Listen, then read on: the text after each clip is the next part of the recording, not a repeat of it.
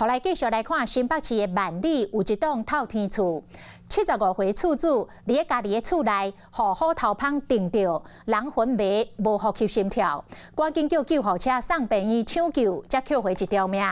厝边斗讲，这户人家顶礼拜才来收一收9斤半的蜂箱，想袂到这礼拜马上就有虎头蜂入去做收，甚至甲厝主来顶着伤，实在嘛恐怖。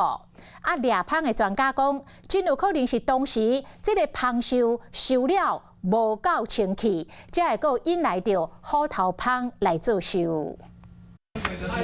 哇，都是蜜蜂。涂骹真侪只死去的蜂，算超过20-30只，互民众着车惊。因为这当时因平常时大的所在，昨暗时75岁苏先生，竟然伫咧因兜去蜂叮着了后总昏去，紧急送去病院。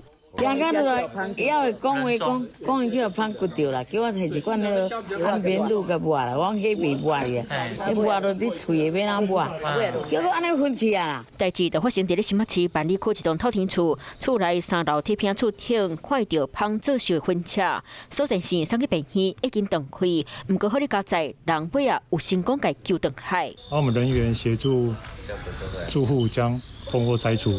顶礼拜上大粒的，顶礼拜迄粒才收起来尔。听讲，这栋厝已经不是头一摆有蜂飞来遮做收，顶礼拜才处理掉一粒淡要9斤半的蜂箱，想到随有新的蜂规定大灭海。那他就是收蜂的时候没有收到很干净才会这样啊！